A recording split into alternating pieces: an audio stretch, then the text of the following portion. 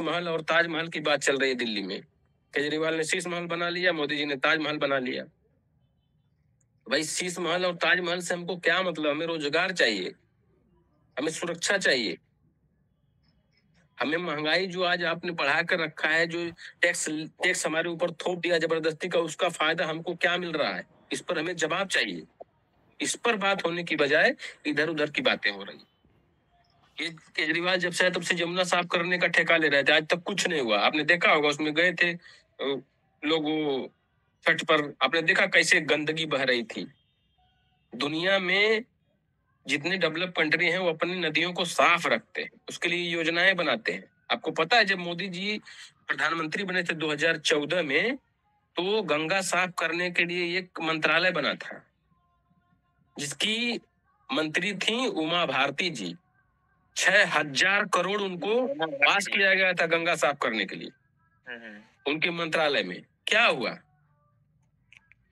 Supreme court का आदेश, उसमें भ्रष्टाचार हो गया और उनका मंत्रालय भी चला गया। आज उमा भारती कहाँ है पता नहीं किसी को।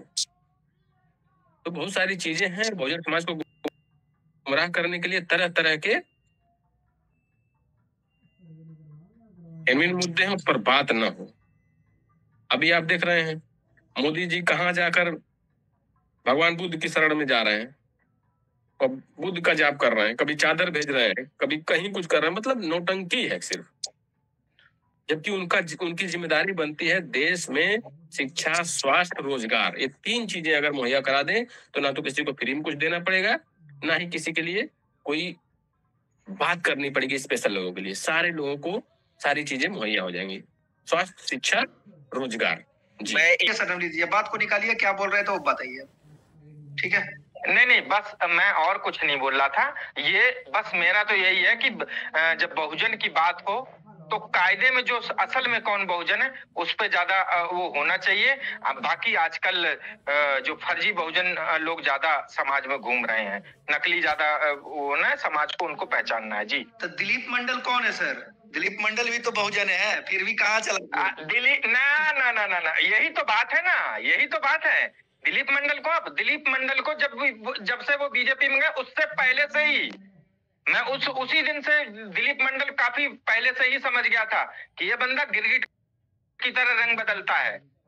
और दिलीप में और ऐसे तमाम लोग अभी उसमें हैं, लाइन में लगे हुए हैं। प्रदीप जी लगे हुए हैं, आपके बहुजन समाज के ही नाम लगे हुए हैं, हम उनको भी देख रहे हैं। प्रदीप भाई सुनिए ना, नवनीत भाई, दिलीप मंडल हो गए, हमारा चिराग पासवान जी हो गए, हमारा जीतन राम मांझी जी हो गए, ये सब बहुजन के आदमियों के बाबा साहब का जब बुराई किया गया, लेकिन एक लफ्ज तक नहीं निकाला कि हाँ क्या बोलना है क्या नहीं। प्रदीप जी बस मैं एक बात बोलूंगा कि दिलीप मंडल जो हैं वो क्या है, वो तो सभी है, लेकिन जो चिराग पासवान और जीतन राम मांझी, इनको तो मैं यही बोलूंगा, जो लोग कहते सेपरेट इलेक्टोरेट छीना गया, जो मधुकर जी उस दिन बोल रहे थे कि नहीं इसकी वजह से ये हो गया, ये पूना पैक्ट की नाजायज औलादें पैदा हो रही हैं, जो हमारा समाज ना चुन के इनको और लोग चुनते हैं, इसीलिए ये हमारे समाज की बात नहीं करते। और ये अपने खुद के सेल्फ मूवमेंट के लिए, समाज के मूवमेंट के लिए, सेल्फ मूवमेंट के लिए इधर उधर कभी बीजेपी कभी कांग्रेस में जाके बैठते हैं। तो ये उनको वो छोड़ दो, वो तो उनको तो हम कहेंगे ये पूना पैक्ट की नाजायज औलादें हैं बस, और इनके लिए यही कहना। जी, तो वही ना कहते हैं सर। देखिए हमारे बिहार में आप बताइए। अच्छा बोलिए सर, बोलिए यादव प्रकाश प्रभा जी। जीतन राम मांझी हुए, चिराग पासवान हुए, रामदास अठावले हुए, ये लोग तो आरक्षित सीट से जीतते हैं। कौन सा जनरल सीट से जीत के आ जाते हैं? आरक्षित सीट पे इनको वोट देने वाला कौन होता है? कौन देता है इनको वोट? कैसे ये लोग जीत जाते हैं? आज चिराग पासवान का बयान सुने, मैं जात पात को नहीं मानता हूँ। तो आरक्षण सीट से क्यों चुनाव लड़ते हैं? उनको वोट देने वाला कौन होता है? उनके पार्टी के झंडा ढोने वाला कौन होता है? बहुजन होता है, पार्टी के झंडा ढोने वाला बहुजन। ये सवाल है आपके चिराग पासवान जी से जो है, तो इन्हें चिराग पासवान जी को टैग करके पूछिए उनसे। 4 पोस्टें डालिए, हम लोग आएंगे रिपोस्ट करेंगे, उसमें कमेंट करेंगे। अरे हम तो डालते ही हैं। हम कह रहे हैं कि नवनीत जी कह रहे हैं तो हम तो वही ना कह रहे हैं कि आरक्षित से अभी जो बाबा साहब के नाम पे जो इतना कुछ हुआ, बीजेपी में ऐसे कितने सांसद होंगे? दलित SC ST सांसद तो बहुत सारे होंगे। काहे नहीं इस्तीफा दे दिए? तो अब उसका अरे हाँ यादव जी, यही तो यादव प्रकाश जी, यही तो हम बोल रहे हैं, यही तो दिक्कत है। जो हमको सेपरेट इलेक्ट्रोड, जो हमारा के प्रतिनिधि होता, हम उसको चुनते, लेकिन गांधी ने वो थोप दिया हम पे रिजर्वेशन, और ये रिजर्व सीट से जीत के आ रहे हैं। आपको पता है कि एक रिजर्व कॉन्स्टिट्यूएंसी में कितने % SC ST होता है? और SC ST समाज का, जब सारे SC ST समाज का उनका वोट बट जाता है, और जो ये जो है उसमें जो वो होता है SC के जो लोग 30-35% होते हैं, और बाकी जो जो उनका वोट का ये कोई रिश्ते सब SC के ही खड़े होते हैं। बाकी जो अदर कम्युनिटी होती है वो डिसाइड करती है कि जिधर वो जाता है उधर वो जाके सांसद बन जाता है। इसीलिए ये लोग एक जीत के आते हैं और अपने समाज की, अब देख लो ना बीजेपी में कितने जीते हुए हैं SC, किसी का मुंह खुल जाएगा? नहीं खुलेगा। और अगर सिर्फ SC सेपरेट इलेक्टोरेट वही था, अगर सिर्फ SC का बंदा जो बाबा साहब ने लेके आए थे सेपरेट इलेक्टोरेट वाला अंग्रेजों से लड़के, अगर वो होता तो सिर्फ SC का बंदा डालता, तो इनकी औकात नहीं थी। तो ये लोग SC के लिए बोलते, चाहे बीजेपी के होते, चाहे कांग्रेस के होते, चाहे किसी अन्य दल के होते। लेकिन आज तो वही है ना कि जिताने वाले बीजेपी, और वो उनके सिंबल पे जीतते हैं, और उनके वही होते हैं प्रकाश, वो ऐसे ही प्यादों को चुनते हैं। चिराग पासवान, रामदास अठावले, ऐसे तमाम जो लीडर हैं, ऐसे ही लोगों को चुनते हैं, और ऐसे लोग उनकी चमचागिरी कर रहे हैं। तो उनकी तो राजनीति चल रही है ना। इसीलिए कहते हैं ना कि गांधी ने ये थोपा है, मांगा नहीं था। ये सब गांधी, ये इसी से हमारा सबसे बड़ा नुकसान हुआ, क्योंकि ये पूना पैक्ट की नाजायज औलादे पैदा कर रही है ये इन लोगों को, ये काम नहीं कर रहा है समाज का। ठीक है, तब SC का रिजर्व सीट से लड़ेगा कि जनरल सीट पे आएगा? वो लोग कब आएगा जनरल सीट पे? कब अपनी समाज में अपनी भाई मैं सभी साथियों से कहना चाहूंगा कि ये जो भूतकाल में घटनाएं हुई इतिहास की, उनसे झगड़ा कि इस वजह से ये हो रहा है, उनको बदलने का प्रयास किया जाए, जिससे बहुजन हितों में लाभ मिल सके। उसको लेके रोज रोया ना जाए कि ये हो गया तो ये हो रहा। तो कम से कम हम उस बात पे चर्चा करें कि ये ऐसा हो गया, तो अब इसको परिवर्तन करने के लिए हमें क्या करना पड़ेगा। उसको तो वो इतिहास में जाके कोई बदल नहीं सकता है। अभी वर्तमान इतिहास से लड़ने के लिए हमें रणनीति बनानी पड़ेगी।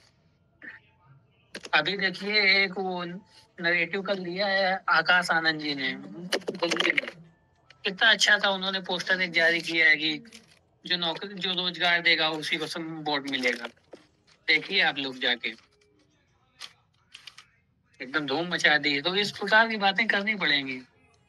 अरे आकाश आनंद जी तो बोलते इतना फिट है कि मैं उनका भाई फैन हूँ, बहुत अच्छा स्पीच देते हैं, लेकिन मायावती जी ने पता ना क्यों उनको पीछे कर देता, मुझे यही समझ में नहीं आता। बहुत अच्छा बोलते हैं आकाश आनंद जी, इसमें तो कोई संदेह नहीं भाई साहब। जी पीछे का राजनीति में तो अभी ऐबे किए हैं, पीछे कहा कर रही है वो, अब वही राजनीति करेंगे। अब उनको आगे किया गया है, अब कैसे कर सकते हैं प्रदीप? देखिएगा चुनाव जो होगा तो फिर पीछे कर देगी मायावती। ऐसा नहीं है, अब वो आगे ही रहेंगे, उनको आगे किया गया है। लेकिन हम ये कहना चाह रहे हैं कि SC ST जो लोग कह रहा है, ये जनरल सीट पे कब आएंगे? आखिर जनरल सीट पे अपनी पकड़ कब बनाएंगे? क्यों अपने रिजर्व सीट की ही बात कर रहे हैं? रत्नेश जी आप अपनी बात को रखिए, आप हैंडराइज किए हुए। और प्रभाकर जी हैं शायद, इन्होंने कहा कि क्यों ये सिर्फ सुरक्षित सीटों से ही लड़ेंगे। बिल्कुल सही कहा इन्होंने, ऐसी बात नहीं है। अभी अयोध्या की जो सीट है जनरल सीट पर ही लड़े थे जो अवधेश प्रसाद समाजवादी पार्टी से, और ऐसा कई बार बहुजन समाज पार्टी से भी बहुत सारी सीटों पर, समान सीटों पर लड़ते हैं दलित समाज के खासकर। और ये जो राम आशीष जी कह रहे हैं कि हमारे नेता कब जगेंगे, बिल्कुल सही बात है।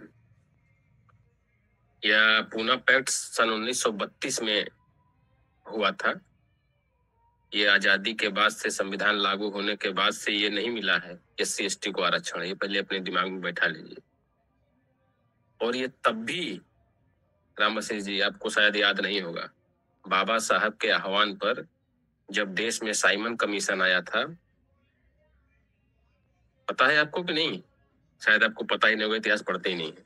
साइमन कमीशन थोड़ा को बाबा बहुत साहब, पढ़ा हूँ, पता नहीं हाँ, मालूम है। तो साइमन कमीशन जब आया था तो बाबा साहब को लोग बोल रहे थे कि ये तो अंग्रेजों के गुलाम है। इसी पर कभी कभी मनुवादी ये बोलते हैं।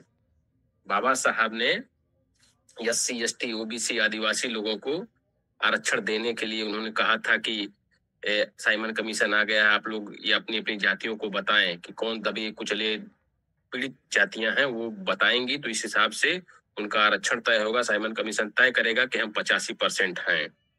तो गांधी ने क्या कहा था?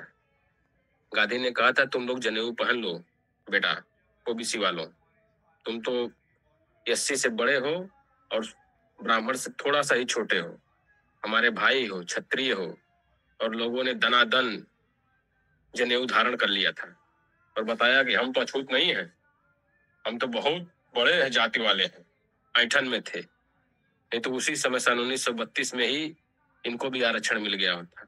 बाबा साहब को नेता नहीं मान रहे थे तब भी। जब मान्यवर कांसीराम साहब आए, बामसेफ DS4 के माध्यम से 1585 का फार्मूला बताया कलम के माध्यम से कि आप 85% हो, कलम के ढक्कन की तरह आप पर 15% लोग राज कर रहे हैं आजादी के बाद से। कब सुधरोगे, कब जागोगे? उन्होंने 1585 के आधार पर बहुजन समाज को तैयार किया। जब तैयार किया तो बहुत सारे पिछड़े समाज की जो जातियां हैं कभी संसद नहीं पहुंच पाती थी, जैसे चौहान, राजभर, लोहार, मौर्य, ऐसी जातियां कभी संसद विधानसभा नहीं पहुंचती थी, जिनमें राजनीतिक चेतना मान्यवर कांसीराम साहब ने जगाई। और बहुजन समाज पार्टी के माध्यम से सन 1989 में जब पहली बार बहुजन समाज पार्टी ने प्रत्याशी उतारा तो आजमगढ़ से रामकृष्ण यादव, 1989 की बात सोच लीजिए, रामकृष्ण यादव जीत कर गए। पंजाब से लखवीर सिंह लाखा, बिजनौर से बहन कुमारी मायावती जी। तो आंदोलन चल रहा था बहुजन समाज पार्टी के नेतृत्व में, मंडल कमीशन लागू करो वरना कुर्सी खाली करो। ये मंडल कमीशन किसके लिए था? OBC के आरक्षण के लिए था।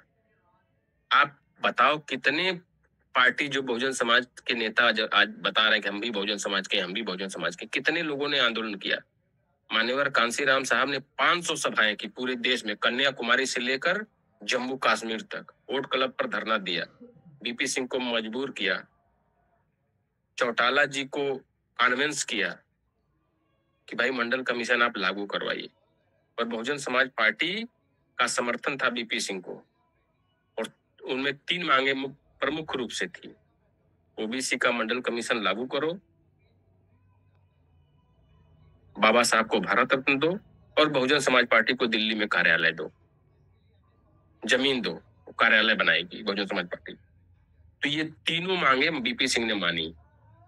तब जाकर आज जो 27%, आप फिर भी 27% मिला, 52% की जगह 27% मिला। तो OBC समाज तो तब भी सो रहा था, बाबा साहब के समय भी सो रहा था और आज भी सो रहा है।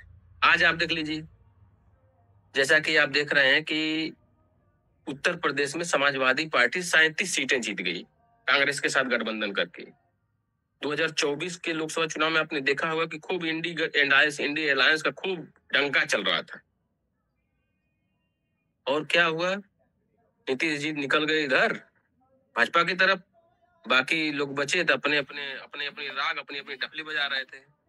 फिर भी 37 सीटें जीत गए। अब दिल्ली में क्या कर रहे हैं? केजरीवाल के साथ जा रहे हैं, अपना खुद नहीं लड़ रहे हैं। आज भारत की तीसरी सबसे बड़ी पार्टी के रूप में वो है, वो खुद चुनाव नहीं लड़ रहे हैं। वहां बहुजन समाज के पार्टियों का समर्थन नहीं कर रहे हैं। किसका समर्थन कर रहे हैं? संघ के छोटे रिचार्ज का, RSS के छोटे रिचार्ज का। अब बताओ आप, बहुजन समाज के नेता खुद अपने पैरों पर कुल्हाड़ी मारते हैं। आज आप अभी फातिमा शेख की बात कर रहे हैं, अभी बहुजन समाज के बहुत सारे नेता बाबा साहब की बात कर रहे हैं। इसके 2014 के पहले, 2024 के पहले यही बाबा साहब के नाम पर बना भीमनगर जिला यूनिवर्सिटी, वही फूले जी के नाम पर बना जिला योजनाएं यूनिवर्सिटी, इन्होंने ही बदला। अब मैं सवाल करता हूं, शायद लोग बिहार से हैं, लगभग 20 सालों तक लालू यादव जी और राबड़ी जी की सरकार रही, मुख्यमंत्री रहे। कितने बहुजन समाज के नाम पर इन्होंने क्या क्या बनाया, यूनिवर्सिटी बनाया, कॉलेज बनाया, संस्थाएं कोई ऐसी बनाई है जो आज बताते हैं कि बाबा साहब आज बाबा साहब के नाम पर पूरा जाप कर रहे हैं। जाप करने से नहीं होगा, काम करने से होगा। आपने काम कितना किया है? किसी ने अगर काम किया है तो केवल और केवल मायावती जी ने किया है, बहन जी ने किया है, सरकार में रही हैं तो। आप उठाकर देख लीजिए, 23 जिले बनाए बहुजन महापुरुषों के नाम पर, योजनाएं चलाई बहुजन महापुरुषों के नाम पर, मान्यवर कांसीराम साहब के नाम से आवास बनाया, गौतम बुद्धा सर्किट बनाया फार्मूला 1 रेस का, और गौतम बुद्धा यूनिवर्सिटी बनाया, बाबा साहब के नाम पर यूनिवर्सिटी बनाया, छत्रपति साहू जी के नाम पर यूनिवर्सिटी बनाया, महामाया के बुद्धा जी के माता जी के नाम पर महामाया यूनिवर्सिटी बनाया। क्या नहीं किया? आज आप बोलते हो कि हम भी बहुजन समाज के हैं, हम भी बहुजन समाज के हितैषी हैं, हमको भी बहुजन समाज का वोट चाहिए, तो आपने किया क्या? आपको ये भी तो बताना पड़ेगा। अभी किसी भाई ने कहा कि इतिहास मिलना चाहिए। भाई साहब, इतिहास से प्रेरणा मिलती है, प्रेरणा से जागृति आती है, जागृति से सोच बनती है, और सोच से ही शासक बनता है। आपके इतिहास को ही देखा जाएगा कि आपने इतिहास में किया क्या है। जब आपको मौका मिला है, जब आपको मौका मिला था तब, अभी आप मौका तलाश रहे हैं कि हमको मौका मिलेगा तो हम ये करेंगे। जब आपको मौका मिला तो आपने किया ही नहीं। अभी को आपको मौका मिल रहा है दिल्ली में चुनाव लड़ने का और जगह चुनाव लड़ने का, तो आप मनुवादियों का समर्थन कर रहे हो। तो आप पर कैसे विश्वास करेगा कोई? कैसे आपको मान लिया जाए कि आप मनुवादी नहीं है, जातिवादी नहीं है, ब्राह्मणवादी नहीं है? ये बहुत सारी चीजें हैं जिसको पढ़े लिखे लोग गहराई से समझते हैं, खासकर दलित समाज समझता है। बहुजन समाज के मतलब ओबीसी समाज को भी समझना चाहिए। इतिहास को खोजिए, देखिए कि कौन सा राजनीतिक दल ने क्या किया है, और अब बहुजन महापुरुषों का क्या अपमान उन्होंने किया है या उनका सम्मान किया है, उसके आधार पर आप निर्णय लीजिए। हम कभी ये नहीं कहते कि आप हमें भाजपा को हराने के लिए वोट दीजिए, कांग्रेस को हराने के लिए वोट दीजिए। खुद हुक्मरान बनने के लिए वोट दीजिए, खुद शासक बनने के लिए वोट करिए। कब तक आप गुलामी करेंगे भाई? कब तक केजरीवाल के छोटे संघ की गुलामी करेंगे? कब तक वही कांग्रेस, भाजपा और आप ये आरएसएस संघ की शाखा है, आप देख लीजिए। वही बाबा साहब का नाम लेता था, वहां के साधु संतों को, पखंडियों को बुलाकर माला पहना रहा है, 18-18 हजार रुपया क्या देने की बात कर रहा है आदमी। सोच लीजिए, वो आखिर में वो कहाँ जाएगा? वो संघ में ही जाएगा, वो संघ की ही बात सुनेगा। वो सिर्फ नौटंकी की जा रही है बहुजन समाज को गुमराह करने के लिए। 85% लोगों को गुमराह करने के लिए इस तरीके का रोड मैप तैयार किया जाता है, दिखाया जाता है। जैसे 14 के पहले दिखाया गया था आप लोगों को कि अच्छे दिन आएंगे, बहुत हुई महंगाई की मार, अब की बार फलाने की सरकार, 2 करोड़ रोजगार, बुलेट ट्रेन, स्मार्ट सिटी। आज वो खुद नहीं उसका नाम लेते, ना कोई जिक्र है उसका, ना कोई पूछने वाला है। देश की इकोनॉमी ध्वस्त हो चुकी है, जीडीपी गर्त में जा रही है, बेरोजगारी का हालम तो आप देख ही रहे हैं। 1600 स्कूल राजस्थान में भारतीय जनता पार्टी की सरकार ने बंद कर दिया। 1600 स्कूल धीरे धीरे हर जगह जो सरकारी संस्थाएं उसको बेचा जा रहा है, बंद किया जा रहा है। आप मौन होकर ताली बजा रहे हैं धर्म के नाम पर, जाति के नाम पर, मजहब के नाम पर। एक तरफ बतासी, मैं अपने ओबीसी समाज के लिए सोचता हूँ कि भैया तुमको कब मिलेगी फिक्स सीटें?